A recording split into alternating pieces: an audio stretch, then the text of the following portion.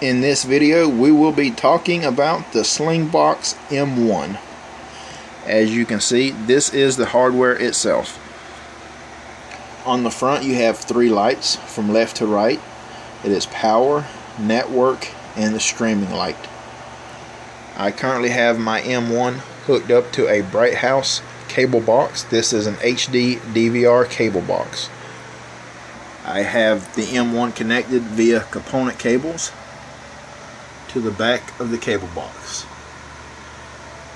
This particular Slingbox device does not have HDMI, so you have to use component cables, which comes with the device when you buy it. As you can see, I'm currently tuned to channel 305. This cable on the right is a IR blaster cable. It is running to the back of the M1. This allows me to control my cable box from anywhere in the world, you know, by changing channels, getting to my recorded shows, to the menus.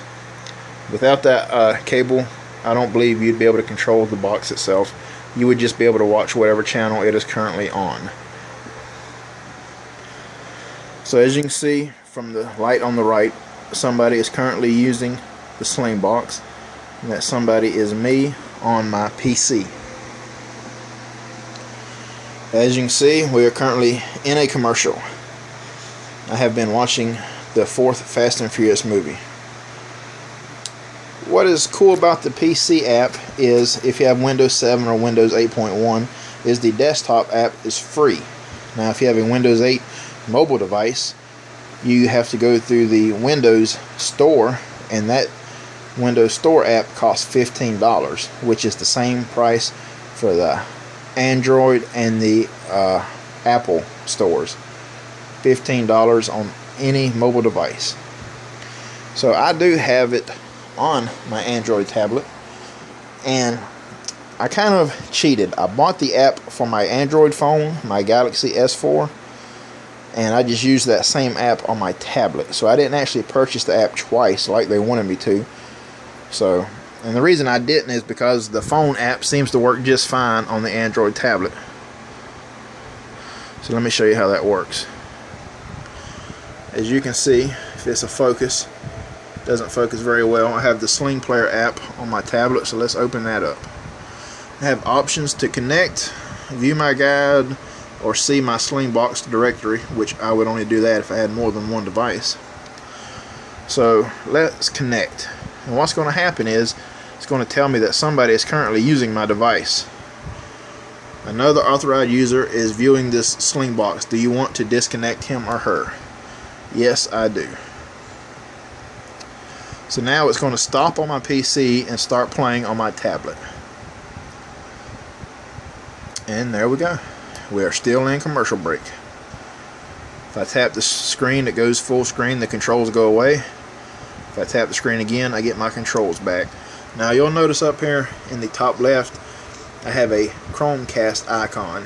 This allows me to cast out to my Chromecast, or it'll also allow you to cast out to a Roku player.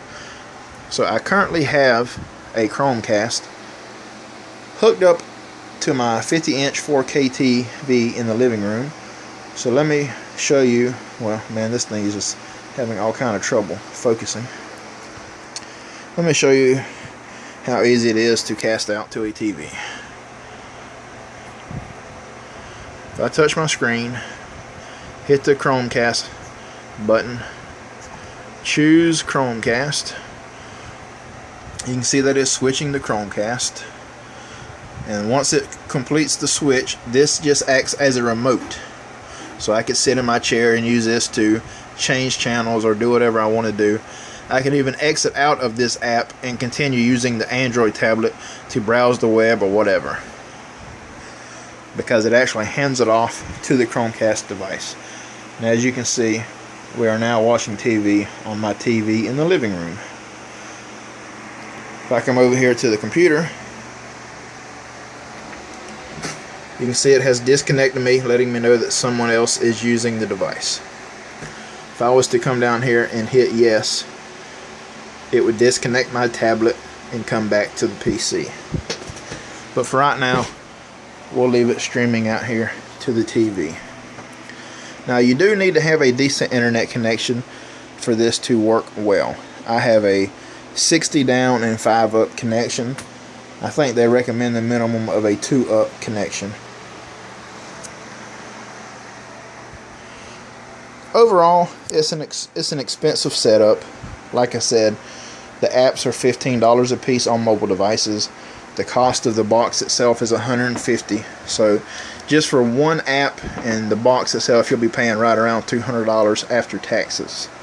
But if you travel a lot and you want access to all your recorded shows or live TV, this is well worth it. And even if you want to use it at your own house to access, your TV on a computer or in another room, it works.